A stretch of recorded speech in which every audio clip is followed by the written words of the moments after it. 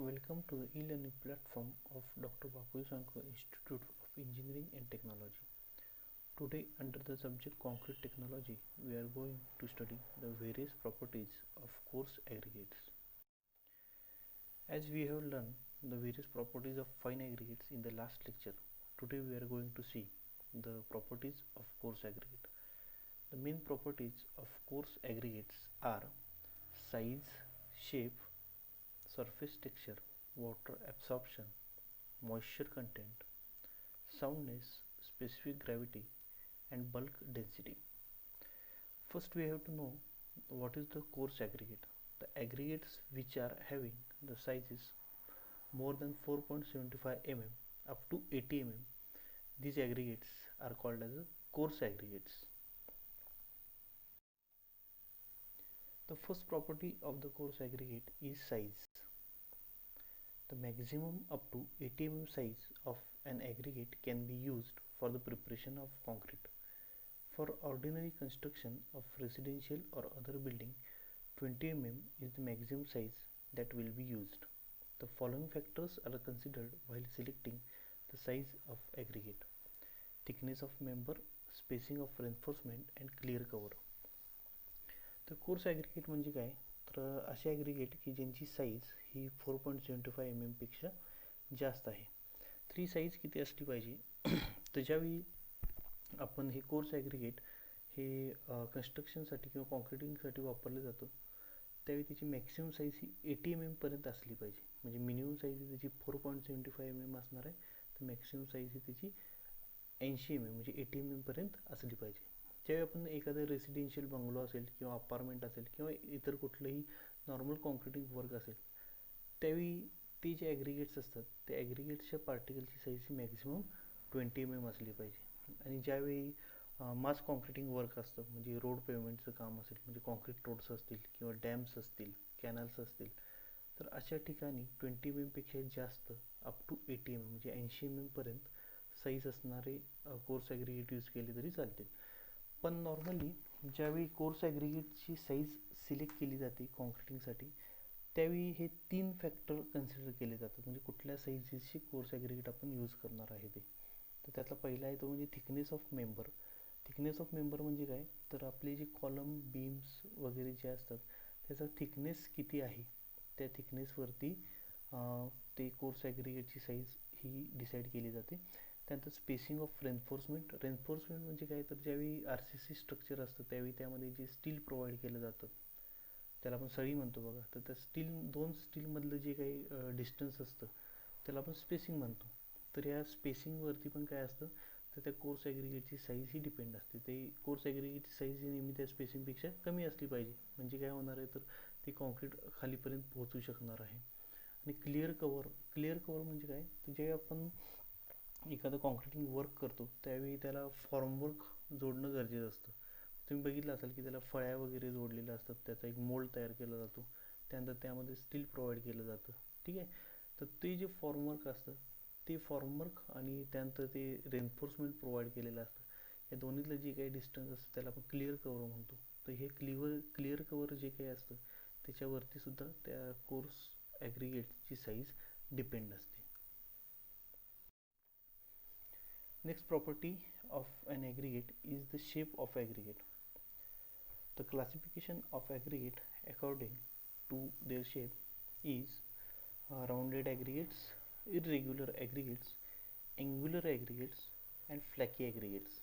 The shape of aggregate is an important property which affects the workability of the concrete. ज्यावेळी आपण aggregate म्हणजे खडी पाहतो, त्या ॲग्रिगेटशी त्याच्या शेपनुसार, म्हणजे यापूर्वी आपण साईजनुसार शिकलो होतो, आता यामध्ये त्याच्या शेपनुसार त्याचं 4 पार्ट्समध्ये क्लासिफिकेशन केलं जातं. ते 4 टाईपचे ॲग्रिगेट्स आपल्याला पाहायला मिळतात. त्यातला पहिला असतो तो म्हणजे राऊंडेड ॲग्रिगेट्स, दुसरा असतो इरेग्युलर ॲग्रिगेट्स, तिसरा आहे तो अँग्युलर ॲग्रिगेट्स, चौथा आहे तो फ्लॅकी ॲग्रिगेट्स. तर राऊंडेड ॲग्रिगेट्स म्हणजे काय, तर असे ॲग्रिगेट्स की ज्यांची शेप हा राऊंड आहे, असे ॲग्रिगेट्स जे नॉर्मली रिव्हर बेड जे असतं, जे नदीच्या पात्रामध्ये आपल्याला जे खडक मिळतात, तर त्यांचा शेप हा राऊंडेड असतो, त्यांचं वरचं टेक्स्चर आहे ते स्मूथ असतं, तर अशा टाईपच्या ॲग्रिगेट्सला आपण राऊंडेड ॲग्रिगेट्स असं म्हणतो. इरेग्युलर ॲग्रिगेट्स म्हणजे काय, तर ॲग्रिगेट्स असे की ज्यामध्ये जे पार्टिकल्स अवेलेबल असतात ते वेगळ्या वेगळ्या सायझेसचे असतात, त्याचे शेप्स हे वेगळे वेगळे असतात. ठीक आहे, तर अशा टाईपच्या ॲग्रिगेट्सला आपण इरेग्युलर ॲग्रिगेट्स असं म्हणतो. थर्ड आहे ते म्हणजे अँग्युलर ॲग्रिगेट्स.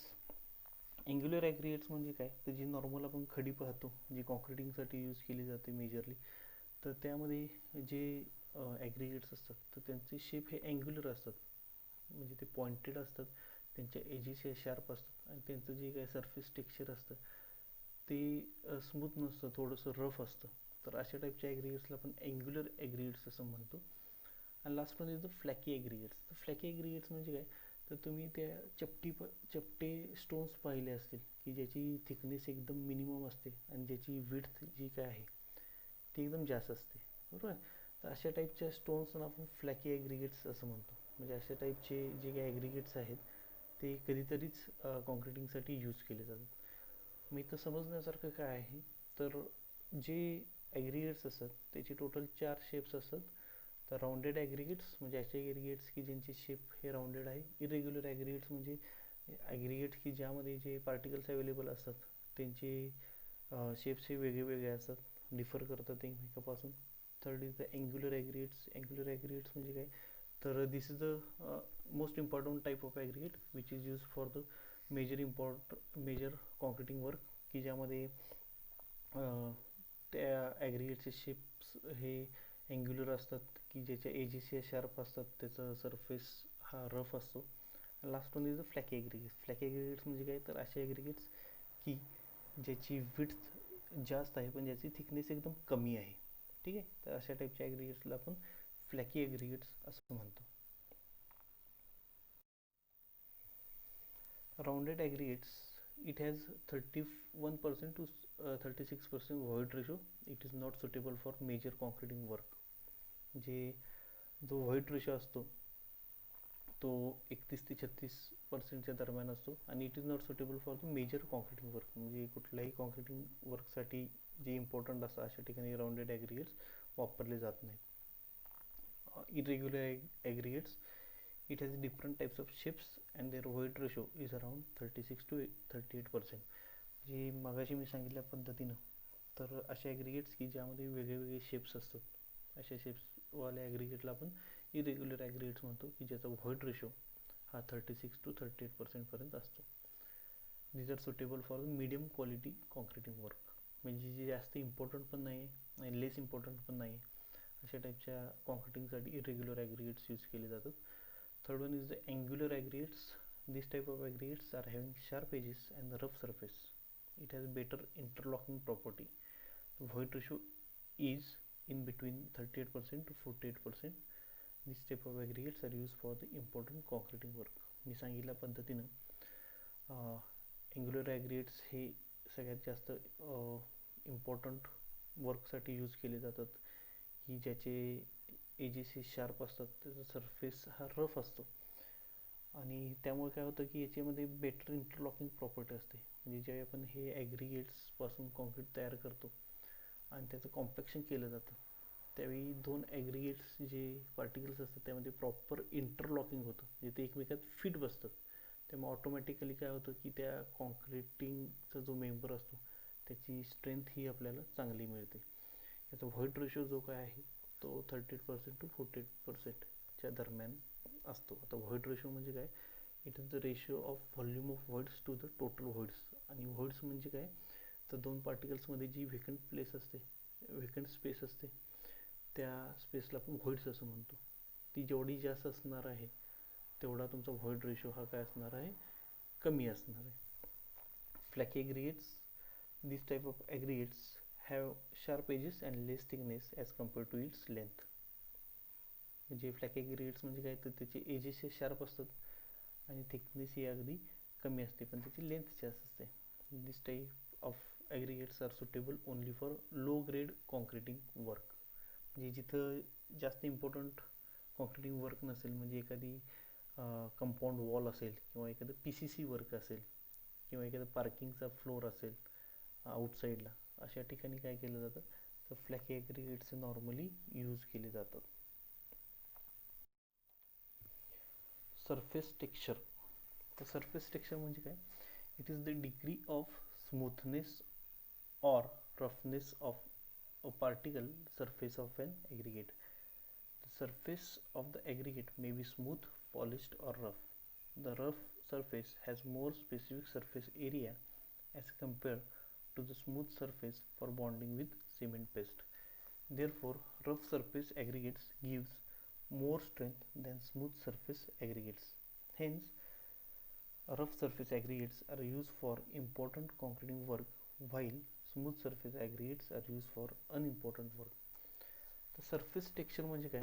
तर ज्यावेळी आपण एखादे ॲग्रिगेट पाहतो, जर आपण त्या ॲग्रिगेटच्या सरफेसवरून आपलं बोट फिरवलं तर आपल्याला एक काहीतरी फील येईल की either that is a smooth or rough. तर हे जी फिलिंग असते त्याला आपण सरफेस टेक्स्चर असं म्हणतो. म्हणजे सरफेस टेक्स्चरवरून काय कळतं आपल्याला की ते ॲग्रिगेट हे स्मूथ, त्याचा सरफेस हा स्मूथ आहे की रफ आहे. ठीक आहे. तर ॲग्रिगेटचं त्याच्या सरफेस टेक्स्चरनुसार 3 पार्ट्समध्ये क्लासिफिकेशन केलं जातं. म्हणजे एक असतं स्मूथ, त्यानंतर असतं पॉलिश्ड आणि लास्ट आहे ते म्हणजे रफ. पॉलिश म्हणजे अगदी तुम्ही ग्रेनाईटचा सरफेस पाहिला असेल तो एकदम पॉलिश्ड असतो. ठीक आहे. त्यानंतर स्मूथ सरफेस म्हणजे पॉलिशपेक्षा थोडंसं रफ आणि last one is the rough surface aggregates. आता रफ सरफेस ॲग्रिगेट्स म्हणजे जे नॉर्मली कॉन्क्रिटिंगसाठी वापरले जातात की ज्याचा सरफेस हा अगदीच रफ असतो. ठीक आहे. तर जर आपण कम्पेअर केलं स्मूथ सरफेस ॲग्रिगेट्स आणि रफ सरफेस ॲग्रिगेट्स यामध्ये, तर रफ सरफेस ॲग्रिगेट्सचा स्पेसिफिक सरफेस एरिया हा नेहमी काय असतो स्मूथ सरफेस ॲग्रिगेट्सपेक्षा जास्त असतो. तो जास्त असल्यामुळे काय होतं की त्याचा सरफेस रफ असल्यामुळं ज्यावेळी तो सिमेंट पेस्टच्या कॉन्टॅक्टमध्ये येतो त्यावेळी त्याचे सिमेंट पेस्ट बरोबर बॉन्डिंग प्रॉपर होतं, जे चांगल्या पद्धतीचं त्यांचं बॉन्डिंग होतं. आणि ते बॉन्डिंग चांगलं झाल्यामुळं रफ सरफेस ॲग्रिगेट्स हे आपल्याला चांगली स्ट्रेंथ देतात as compare to the smooth surface aggregate. कारण स्मूथ सरफेस ॲग्रिगेटच्या केसमध्ये काय होतं की त्याचा वरचा जो काही सरफेस असतो तो अगदी स्मूथ असतो. तो स्मूथ असल्यामुळं त्याची त्या सिमेंट पेस्टसोबत प्रॉपर बॉन्डिंग होत नाही. बॉन्डिंग न झाल्यामुळे काय होतं की त्या टाईपच्या कॉन्क्रीटला स्ट्रेंथ आपल्याला कमी मिळते.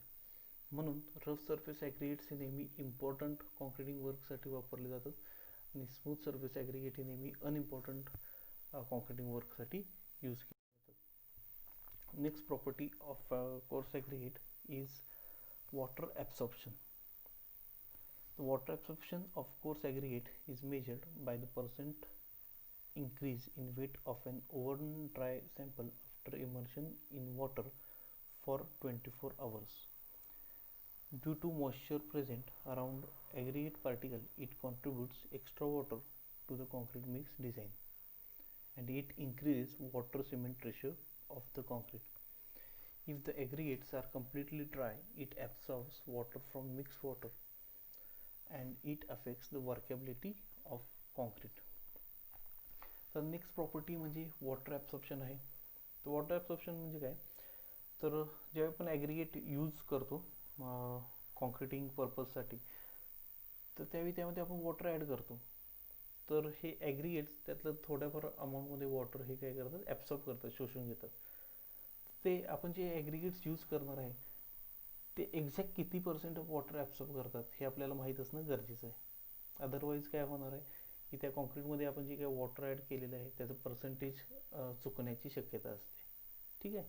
तर हे वॉटर ॲब्सॉर्प्शन कसं मेजर केलं जातं? तर त्यासाठी काय केलं जातं की पहिला हे जे ॲग्रिगेट्स असतात ते कम्प्लिटली ड्राय केले जातात, ओव्हनमध्ये ठेवले जातात 24 तासासाठी. त्यानंतर त्याचं वेट घेतलं जातं आणि त्यानंतर ते ॲग्रिगेट्स पुन्हा वॉटरमध्ये इमर्स करून ठेवले जातात, म्हणजे पाण्यात बुडवून ठेवले जातात. त्यानंतर 24 तासानंतर त्यांना बाहेर काढलं जातं आणि त्यानंतर त्याचं पुन्हा वेट घेतलं जातं. तर ऑब्वियसली काय होणार आहे तर ते ॲग्रिगेट्स थोडेफार अमाऊंटमध्ये वॉटर ॲब्सॉर्ब करतात, त्यामुळे त्याचं वेट हे वाढलेलं असतं. Therefore the increase in the weight of an oven dry sample, त्याच्या वेटमध्ये जे काही पर्सेंटेज आपल्याला इन्क्रीज बघायला मिळतो that is the percentage of water absorption. तर वॉटर ॲब्सॉर्प्शन हे आपल्याला स्टडी करताना जर त्या ॲग्रिगेटचं वॉटर ॲब्सॉर्प्शनचं पर्सेंटेज हे जास्त असेल तर याचा अर्थ असा आहे की आपण त्यामध्ये वॉटर जे काय ॲड करणार आहे त्यातलं मॅक्सिमम वॉटर काय होतं की ते ॲग्रिगेट्स ॲब्सॉर्ब करून घेतात. त्यामुळे त्या सिमेंटच्या हायड्रेशन प्रोसेससाठी जे एवढी क्वांटिटी आहे किंवा जेवढी वॉटरची गरज आहे तेवढं त्याला मिळत नाही, आणि त्यामुळे काय होतं, द कॉन्क्रीट बिकम्स ड्राय. म्हणजे कॉन्क्रीट हे थोडंफार ड्राय होतं, त्यामुळे आपल्याला पुन्हा एक्स्ट्रा वॉटर त्यामध्ये ॲड करण्याची गरज असते. ठीक आहे. आणि जर का बऱ्याच वेळेला काय होतं की काही सीझनमध्ये जे ॲग्रिगेट्स असतात त्याच्या सरफेसवरती मॉइश्चर जमा झालेलं आपल्याला पाहायला मिळतं. आपण ते ॲग्रिगेट्स ड्राय न करता तसंच कॉन्क्रीटसाठी यूज केलं तर काय होतं की आपण ॲड केलेलं वॉटर प्लस त्या ॲग्रिगेटच्या भोवती जमा झालेल्या त्या वॉटरचा एक लेअर, म्हणजे आपण त्याला मॉइश्चर म्हणतो, त्यामुळे काय होतं की त्या कॉन्क्रीटमध्ये वॉटरचं पर्सेंटेज आपल्याला थोडंफार वाढलेलं पाहायला मिळतं. म्हणून आपल्याला या दोन्ही केसमध्ये, म्हणजे ते ॲग्रिगेट्स ड्राय कंडिशनमध्ये किंवा वेट कंडिशनमध्ये असतील, दोन्ही केसमध्ये आपल्याला त्या ॲग्रिगेट्सचं वॉटर ॲब्सॉर्प्शन पर्सेंटेज किती आहे हे माहीत असणं गरजेचं आहे. Next property of an coarse aggregate is soundness of an aggregate. It is the ability of aggregate to resist change in volume due to change in atmosphere or physical condition. These physical conditions are freezing action, temperature variation, alternate wetting and drying.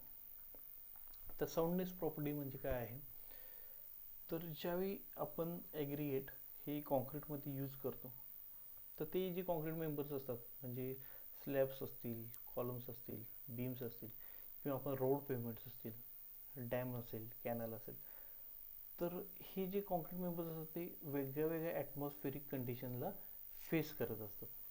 ठीक आहे. म्हणजे ते त्यामध्ये ज्या conditions असतात, म्हणजे ते freezing action असेल, टेम्परेचर व्हेरिएशन असेल, किंवा अल्टरनेट वेटिंग अँड ड्राईंग, हे मी तुम्हाला नंतर सांगेन. पण हे वेगळ्या वेगळ्या different if they are facing to different atmospheric conditions, they have a tendency to change in their volume. म्हणजे त्यांना अशी टेंडन्सी असते, त्यांची प्रॉपर्टी असते की त्या कॉन्क्रीटचा व्हॉल्यूम हा थोड्याफार अमाऊंटमध्ये काय होतो, चेंज होतो. Either that concrete shrinks or expands. म्हणजे तो कॉन्क्रीटचा व्हॉल्यूम हा थोड्याफार अमाऊंटमध्ये श्रिंक होतो, म्हणजे कमी होतो, किंवा त्याचा व्हॉल्यूम हा काही अमाऊंटमध्ये एक्सपांड होतो, म्हणजे त्याचा व्हॉल्यूम हा वाढतो. तो कशामुळे वाढतो? Due to the soundness property of an aggregate. म्हणजे काय होतं, ज्यावेळी ॲग्रिगेट हे ॲटमॉस्फेरिक कंडिशनला फेस करतात त्यावेळी त्यांच्या व्हॉल्यूममध्ये थोडाफार चेंज होतो, बरोबर आहे. आणि ह्या चेंजला जो रेजिस्ट केला जातो ॲग्रिगेटकडून त्याला आपण साऊंडनेस असं म्हणतो. तर त्या फिजिकल कंडिशन्स कुठल्या कुठल्या असतात, त्यातली म्हणजे फ्रीजिंग ॲक्शन. फ्रीजिंग ॲक्शन म्हणजे काय, ते जेव्हा आपण कोल्ड वेदर कंडिशनला कॉन्क्रिटिंगचं काम करत असेल, की समजा अशा कंट्रीज किंवा असे रिजन्स की जिथं स्नोफॉल होत आहे, अशा ठिकाणी काय होतं की जे आपण कॉन्क्रिटिंगचं काम करतो त्यावेळी त्यातले जे काही वॉटर आहे ते वॉटर बिकम्स फ्रीज, म्हणजे ते फ्रोझन होतं, गोठून जातं. त्यामुळे काय होतं की त्या कंडिशनला, की जो आपण कॉन्क्रीट प्लेस केलेला आहे त्याचा व्हॉल्यूम हा वेगळा असतो, आणि ज्यावेळी तिथं समर सीझन सुरू होतं त्यावेळी ते जे वॉटर फ्रीज झालेलं आहे ते थोडं थोडं पुन्हा त्याच्या नॉर्मल कंडिशनला यायला सुरुवात होतं. त्यामुळे पुन्हा त्या कॉन्क्रीटच्या व्हॉल्यूममध्ये चेंज होतो. ठीक आहे. त्यानंतर second is the temperature variations. Temperature variations म्हणजे काय, तर काही काही रिजन्स असे असतात, सपोज आता आपल्या इथला रिजन आपण कन्सिडर केला, आपल्या रिजनमध्ये आपण कॉन्क्रिटिंगचं काम केलं, तर समर सीझनमध्ये ते आपल्या इथलं टेम्परेचर अराउंड 42 डिग्री 43 डिग्रीपर्यंत असतं. विंटर सीझनमध्ये तेच टेम्परेचर हे साधारणतः 13 डिग्री 13 डिग्री टू 15 डिग्री ह्या रेंजमध्ये असतं. तर या टेम्परेचर व्हेरिएशनमुळं काय होतं की त्यामध्ये जे कॉन्क्रीटमध्ये आपण जे ॲग्रिगेट्स यूज केलेले असतात हा त्याचा व्हॉल्यूम हा थोड्याफार अमाऊंटमध्ये चेंज होण्याची शक्यता असते. त्यानंतर last is alternate wetting and drawing. Alternate wetting and drawing म्हणजे काय, तर काही काही रिजनमध्ये डे टाईम टेम्परेचर हे वेगळं असतं, म्हणजे दिवसा टेम्परेचर हे जास्त असतं, आणि त्यानंतर पुन्हा सडनली रेनफॉल होत असतो, त्यामुळे त्याचं पुन्हा वेटिंग होतं, पुन्हा त्याचं ड्राईंग होतं. या due to the alternate wetting and drying काय होतं की त्या कंडिशनला आपण जे कॉन्क्रीट प्रोव्हाइड केलेलं आहे त्यातल्या ॲग्रिगेट्सचं त्याचा जो व्हॉल्यूम आहे तो थोड्याफार अमाऊंटमध्ये चेंज होण्याची शक्यता असते. तर ही जी प्रॉपर्टी आहे त्या प्रॉपर्टीला आपण साऊंडनेस ऑफ एन ॲग्रिगेट्स असं म्हणतो. The soundness of aggregate is measured by immersing aggregate in sodium and magnesium sulfate and oven drying under certain conditions. In this test, change in volume of aggregate should not be exceed 18% for magnesium sulfate and 12% for sodium sulfate specimen. तर आपल्याकडे जे ॲग्रिगेट्स आहेत त्या ॲग्रिगेट्स साऊंडनेस किती आहे हे check करण्यासाठी ही taste केली जाते. तर या टेस्टमध्ये काय केलं जातं तर ॲग्रिगेट्सना पहिला ओव्हन ड्राय केलं जातं, मी त्यांना कम्प्लिटली ड्राय केलं जातं. ते ड्राय केल्यानंतर त्यांचं जे स्पेसिमेन आहे ते सोडियम त्याचा पहिला व्हॉल्यूम चेक केला जातो आणि त्यानंतर ते जे स्पेसिमेन आहे ते स्पेसिमेन हे मॅग्नेशियम सल्फेटमध्ये ठेवलं जातं आणि त्यानंतर थोडं स्पेसिमेन जे काय आहे ते सोडियम सल्फेटमध्ये काय केलं जातं इमर्स केलं जातं. त्यानंतर 24 तासानंतर त्यांना पुन्हा ते जे स्पेसिमेन आपण मॅग्नेशियम सल्फेटमध्ये प्लेस केलेलं आहे आणि त्याशिवाय सोडियम सल्फेटमध्ये जे प्लेस केलेलं आहे त्यांना बाहेर काढलं जातं आणि त्यानंतर पुन्हा त्याचा व्हॉल्यूम चेक केला जातो. तर तो जो व्हॉल्यूम आहे तो मॅग्नेशियम सल्फेटमध्ये जे आपण इमर्स केलेलं आहे त्या ॲग्रिगेटचं व्हॉल्यूम चेंज हा 18% जास्त नसला पाहिजे आणि जे स्पेसिमेन आपण सोडियम सल्फेटमध्ये इमर्स केलेलं आहे तर त्या केसमध्ये जो व्हॉल्यूम चेंज आहे तो 12% जास्त नसला पाहिजे. Specific gravity. The important property of coarse aggregate is the specific gravity. It is the ratio of dry weight of aggregate to the weight of equal volume of water. It is the ratio of density of aggregate to the density of water. Average specific gravity of aggregate varies between 2.6 to 2.8. आता specific gravity म्हणजे काय? It is the ratio of weight of aggregate to the volume of water. ठीक आहे, म्हणजे जर आपण त्याची definition बघितली it is the density of aggregate to the density of water. आता डेन्सिटी म्हणजे काय तुम्हाला माहिती आहे, mass upon volume is the density. तर वॉटरची डेन्सिटी साधारणतः 1 कन्सिडर केली जाते as compare to the density of water.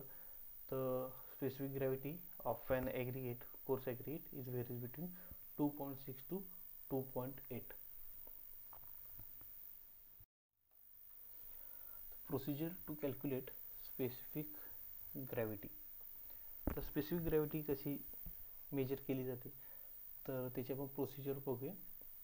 Take aggregate and placed in the wire basket.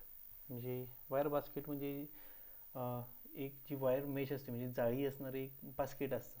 त्या बास्केटमध्ये आपण काय करणार आहे ते ॲग्रिगेट्स प्लेस करणार आहे. Deep the basket in water till the bottom. आपल्याला ते बास्केट घेऊन एका पाण्यामध्ये ते त्याला संपूर्ण डीप करायचं आहे. म्हणजे असं बास्केट की ज्यामध्ये आपण ॲग्रिगेट प्लेस केलेलं आहे त्या बास्केटचे आपण हँडलला पकडून ते आपण काय केलं आहे की त्या वॉटरमध्ये पूर्णपणे डीप केलेलं आहे. तर lift and drop the basket 25 times to release interrupt air and other particles. त्यानंतर आपल्याला ते बास्केट उचलायचं आहे आणि पुन्हा सोडायचं आहे असे 25 टाइम्स करायचं आहे की जेणेकरून काय होणार आहे की त्यातले जे काय एअर आहे त्या ॲग्रिगेट्समधली ती एअर निघून जाणार आहे आणि त्याला जे काही पार्टिकल्स चिकटलेले असतील त्या ॲग्रिगेट्सला ते सगळे निघून जाणार आहे. जे आपण काय केलं तर बास्केटमध्ये ॲग्रिगेट प्लेस केले, ते बास्केट आपण पाण्यामध्ये डीप केलं आणि त्यानंतर त्याला 25 टाइम्स आपण शेक केलं की जेणेकरून त्यातली एअर्स बबल सगळे निघून जातील आणि त्याशिवाय त्याला जे एक्स्ट्रा पार्टिकल्स चिकटलेले असतील ॲग्रिगेट सोडून ते सगळे निघून जातील. The basket is kept in water for 24 hours. त्यानंतर हे आपल्याला बास्केट जे काय आहे ते पाण्यामध्ये 24 तासासाठी आपल्याला ठेवायचं आहे. Next weight the aggregate with basket immersed in water. आता आपल्याला काय करायचं आहे की अंडर वॉटरच त्या ॲग्रिगेट्स विथ बास्केट वेट घ्यायचं आहे. ठीक आहे, त्या वेटला आपण A1 असं कन्सिडर करणार आहे. त्यानंतर next remove the basket, take out the aggregate आणि वेट एम्प्टी बास्केट. त्यानंतर आपल्याला 24 तासानंतर हे आपण बास्केट पाण्यातून बाहेर काढणार आहे ते बास्केट सेपरेट करणार आहे आणि त्यामधले जे काही ॲग्रिगेट्स असणार आहेत त्या ॲग्रिगेट्सचा आपण फक्त वेट कॅल्क्युलेट करणार आहे. कसं कॅल्क्युलेट करणार आहे तर एम्प्टी बास्केटचं वेट आपण कॅल्क्युलेट केल्यानंतर जे आपण A1 केलेलं A1मधनं हे एम्प्टी बास्केटचं वेट काय करणार आहे मायनस करणार आहे. त्यानंतर आपल्याला जे काही वेट मिळणार आहे त्या वेटला आपण कॅपिटल A असं म्हणतोय. तर ते काय असणार आहे the weight of the aggregate. ठीक आहे. त्यानंतर नेक्स्ट आपल्याला करायचं आहे की expose the aggregate to the room temperature for 10 minutes till it appears as a dry.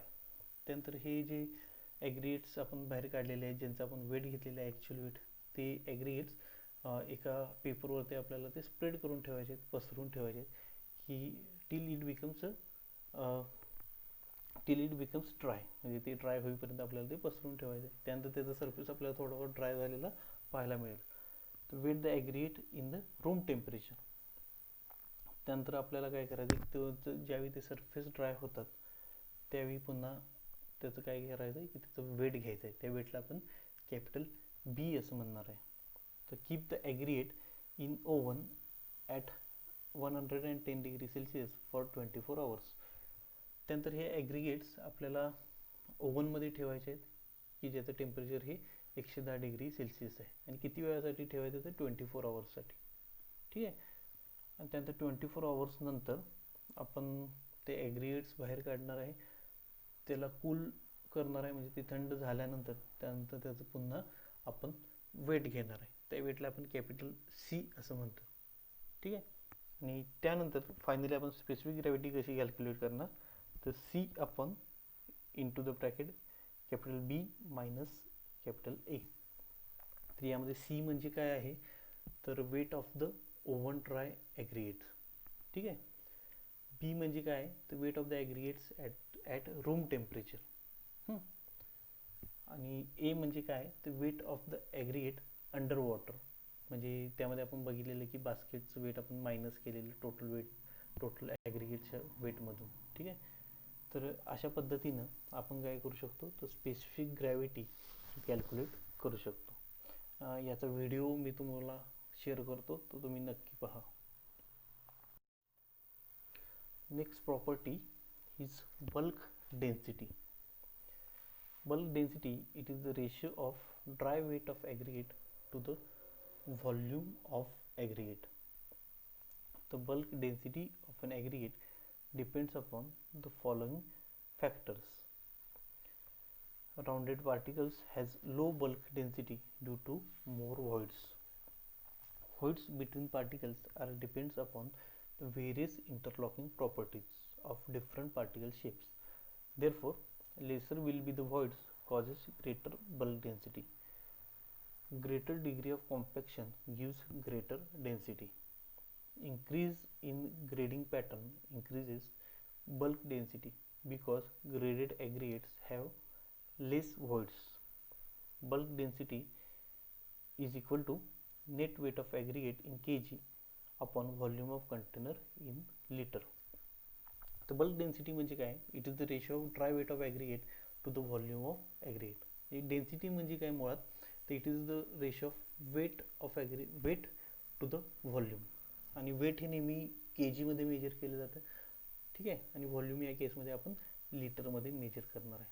तर बल्क डेन्सिटी म्हणजे काय तर बल्क डेन्सिटी नॉर्मली 3 गोष्टीवरती डिपेंड असते. ते म्हणजे शेप ऑफ ॲग्रिगेट. ठीक आहे. त्याची इंटरलॉकिंग प्रॉपर्टी आणि त्यानंतर डिग्री ऑफ कॉम्पॅक्शन. तर राऊंडेड ॲग्रिगेट्स जर आपण यूज केले समजा एखादा कंटेनर घेतला त्यामध्ये आपण राऊंडेड ॲग्रिगेट्स प्लेस केले. त्यानंतर दुसरा आपण कंटेनर एखादा घेतला त्यामध्ये आपण अँग्युलर ॲग्रिगेट्स प्लेस केले. दोन्हीला आपण सेम कॉम्पॅक्शन केलं तर त्या केसमध्ये काय होतं की अँग्युलर ॲग्रिगेट्स ची इंटरलॉकिंग प्रॉपर्टी चांगली असते. म्हणजे त्याला आपण कॉम्पॅक्शन केल्यानंतर ते एकमेकात प्रॉपरली फिट होतात कारण की त्यामध्ये व्हॉइड्स कमी असतात. त्यांचा शेप हा प्रॉपर असतो. त्यामुळं तिथं बल्क डेन्सिटी ही त्याची नेहमी जास्त असते. त्यामुळे त्या कॉन्क्रीटचा जी काही स्ट्रेंथ आहे ती आपल्याला चांगली मिळते. पण जर आपण राऊंडेड ॲग्रिगेट्स बघितलं तर राऊंडेड ॲग्रिगेट्समध्ये व्हॉइड रेशो हा जास्त असतो आणि त्यांचे शेप सगळ्या पार्टिकल्सचे राऊंडेड असतात. त्यामुळे त्यांच्यामध्ये प्रॉपर इंटरलॉकिंग होत नाही आणि इंटरलॉकिंग न झाल्यामुळं त्या टाईपच्या ॲग्रिगेट्सची बल्क डेन्सिटी ही कमी असते. ठीक आहे. म्हणून जर आपल्याला ॲट साईट आपल्याला जर का बल्क डेन्सिटी त्या कॉन्क्रीटची इम्प्रूव्ह करायची असेल तर आपल्याला काय करणं गरजेचं आहे, तर आपल्याला वेगळ्या वेगळ्या सायझेसचे ॲग्रिगेट्स यूज करणं गरजेचं आहे. म्हणजे त्याला आपण ग्रेडिंग पॅटर्न असं म्हणतो. म्हणजे काय होतं की वेगळ्या वेगळ्या सायझेसचे ॲग्रिगेट्स जर आपण यूज केले तर त्यामुळे प्रॉपर इंटरलॉकिंग होतं. म्हणजे समजा दोन मोठ्या सायझेसचे ॲग्रिगेट पार्टिकल्स असतील, त्यामध्ये एखादी व्हेकंट स्पेस असेल, तर आपण जेव्हा कॉम्पॅक्शन करतो ऑटोमॅटिकली त्यातले जी व्हॉइड्स असतात त्यामध्ये एखादं स्मॉलर पार्टिकल फिट होऊन जातं. बरोबर आहे. ते फिट झाल्यामुळे काय होतं की तिथं प्रॉपर इंटरलॉकिंग होतं त्या पार्टिकल्सचं. इंटरलॉकिंग झाल्यामुळे काय होतं की ऑटोमॅटिकली त्या कॉन्क्रीट मेंबरची स्ट्रेंथ ही वाढलेली आपल्याला पाहायला मिळते. त्याशिवाय ही जे व्हॉइड्स जे काही आपण पाहतो ते व्हॉइड्स हे फिल झाल्यामुळं त्या टाईपच्या कॉन्क्रीटसाठी लागणारं जे काही सिमेंट आहे ऑटोमॅटिकली त्याचं जे काय प्रमाण आहे ते आपल्याला कमी लागते as compare to the aggregates having more voids. तर बल्क डेन्सिटी ही कशी मेजर केली जाते, तर net weight of aggregate in kg upon volume of container in litre. ठीक आहे. तर बल्क डेन्सिटी हा एक इम्पॉर्टंट पॅरामीटर आहे कॉन्क्रीटच्या स्ट्रेंथसाठी. तर बल्क डेन्सिटी ही इम्प्रूव्ह करण्यासाठी आपल्याला वेगळ्या वेगळ्या सायझेसचे ॲग्रिगेट्स यूज करणं गरजेचं आहे की जेणेकरून त्या ॲग्रिगेट्समध्ये प्रॉपर इंटरलॉकिंग होईल. प्रॉपर इंटरलॉकिंग झाल्यामुळं ऑटोमॅटिकली त्या ॲग्रिगेट्समुळे त्या कॉन्क्रीटची स्ट्रेंथ जास्त झालेली आपल्याला पाहायला मिळेल. Next, procedure to calculate bulk density. Fill the aggregate in cylinder in 3 layers by using standard tamping rod. Each layer should be tamped 25 times. जे आपल्याला काय करायचं की एक सिलेंडर घ्यायचं स्टीलचं. ठीक आहे. आणि त्यानंतर ॲग्रिगेट्स हे त्या सिलेंडरमध्ये 3 लेयर्समध्ये आपल्याला फिल करायचं. जे आपण काय करणार आहे की पहिला लेअर त्यामध्ये फिल करणार ॲग्रिगेटचा, त्याला 25 टाइम्स टॅम्पिंग करणार. ठीक आहे. एक स्टँडर्ड टॅम्पिंग रॉड जो स्टीलचा आपल्या लॅबमध्ये अवेलेबल असतो, त्यानंतर 25 टाइम्स आपण त्याला टॅम्पिंग करणार. ठीक आहे. त्यानंतर पुन्हा सेकंड लेअर आपण फिल करणार, त्याला पण 25 टाइम्स टॅम्पिंग करणार. त्यानंतर लास्ट लेअर आपण फिल करणार, वरचा सरफेस लेवल करणार आणि पुन्हा त्याला 25 टाइम्स आपण टॅम्पिंग करणार. ठीक आहे. Level the top surface of the cylinder. Measure the weight of cylinder with aggregate and empty cylinder.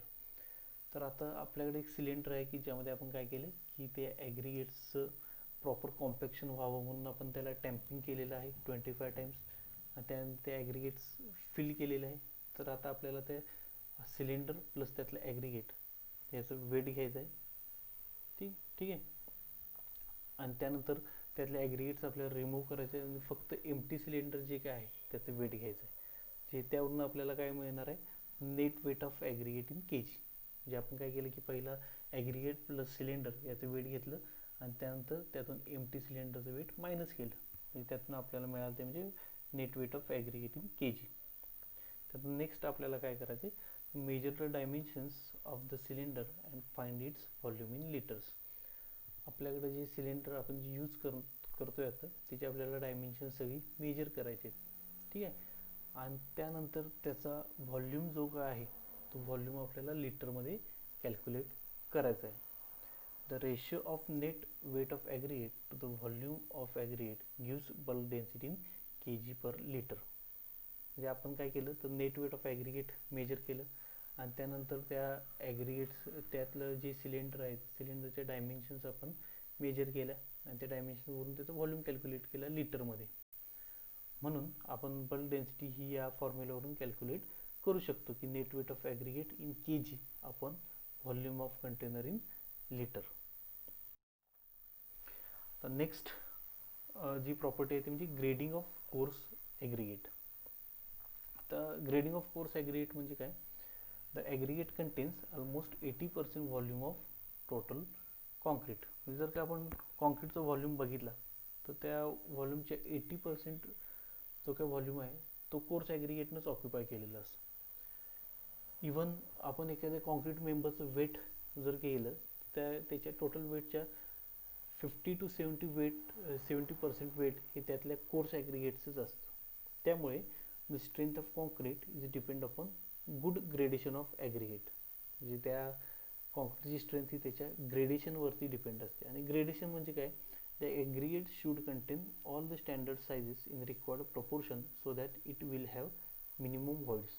जसं मी मगाशी सांगितलं तशा पद्धतीनं की ग्रेडेशन म्हणजे काय, तर आपण अशा टाईपचे ॲग्रिगेट्सचे सायझेस सिलेक्ट करणार की जेणेकरून आपण ज्यावेळी ते कॉन्क्रीटमध्ये यूज करेल आणि त्याचं कॉम्पॅक्शन करेल त्यावेळी त्यामध्ये प्रॉपर इंटरलॉकिंग होईल आणि त्या इंटरलॉकिंग झाल्यामुळं त्यातले व्हॉइड्स जे काय असतील ते मिनिमम असतील. ठीक आहे. मग त्यासाठी आपण त्याला ग्रेडिंग करणं गरजेचं असतं. ग्रेडिंग म्हणजे काय, तर आपण एकाच सायझेसचे ॲग्रिगेट्स न वापरता वेगळ्या वेगळ्या सायझेसचे डिफरंट सायझेसचे ॲग्रिगेट्स आपण यूज करणार आहे. तर त्याला आपण ग्रेडिंग असं म्हणतो. आणि यूज केल्यामुळे काय होणार आहे, तर ऑटोमॅटिकली त्यामध्ये प्रॉपर इंटरलॉकिंग होणार आहे आणि इंटरलॉकिंग झाल्यामुळं त्यातले व्हॉइड्सचं जे काही पर्सेंटेज आहे ते मिनिमम होणार आहे. आणि ते मिनिमम झाल्यामुळे त्याची बल्क डेन्सिटी वाढणार आहे. ऑटोमॅटिकली त्या कॉन्क्रीटची स्ट्रेंथ पण इन्क्रीज झालेली आपल्याला पाहायला मिळणार. The sample of well-graded aggregates contains minimum voids, therefore it requires minimum cement paste to fill in the aggregates. Therefore, less quantity of cement and water is needed and concrete becomes economical. जे last लेक्चरला आपण पाहिलेलं आहे, well graded aggregate, gap graded aggregate आणि poorly graded aggregate. यातलं well graded aggregates म्हणजे काय, the aggregates which contains all sizes of particles.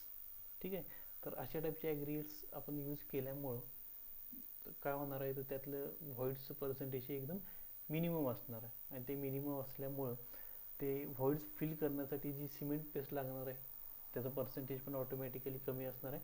Therefore the concrete becomes economical. त्याशिवाय त्या कॉन्क्रिटिंगसाठी लागणारे जे काही वॉटर आहे ते वॉटर पण आपल्याला कमी प्रमाणात लागणार आहे. ठीक आहे. For grading of aggregate the sieve analysis method is used in which sieving is done by using following IS sieve. तशा पद्धतीने आपण फाईन ॲग्रिगेटच्या केसमध्ये पाहिलेलं की सिव्ह ॲनालिसिस, कोर्स ॲग्रिगेटसाठी पण सिव्ह ॲनालिसिस मेथड यूज केली जाते. सिव्ज म्हणजे वेगळ्या पद्धतीच्या ज्या चाळण्या आपल्या लॅबमध्ये पाहायला मिळतात त्या डिसेंडिंग ऑर्डरमध्ये काय केलं जातं, प्लेस केले जातात. म्हणजे जी सिव्ह की ज्याची साईज सगळ्यात मॅक्सिमम आहे ती टॉपला असते, अशी सिव्ह की ज्याची साईज मिनिमम आहे ती सगळ्यात बॉटमला आपल्याला पाहायला मिळते. तर कोर्स ॲग्रिगेटच्या बाबतीत आपल्याला 80 mm ची सिव्ह, 40 mm ची सिव्ह, 20 mm ची सिव्ह, 10 mm ची सिव्ह आणि 4.75 mm ची सिव्ह असणं गरजेचं असतं.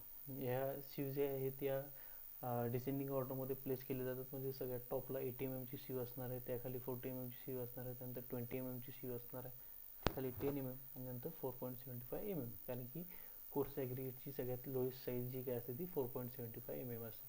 त्यापेक्षा कमी साईज असणाऱ्या ॲग्रिगेट्सला आपण फाईन ॲग्रिगेट्स असं म्हणतो. तर असे सिव्ज प्लेस केल्यानंतर त्यामध्ये ॲग्रिगेट्स प्लेस केलं जातं, त्याचं सिविंग केलं जातं आणि प्रत्येक सिव्हवरती किती पर्सेंटेज ऑफ ॲग्रिगेट्स रिटेन झालेले आहेत हे मेजर केलं जातं. त्याला आपण सिव्ह ॲनालिसिस मेथड असं म्हणतो.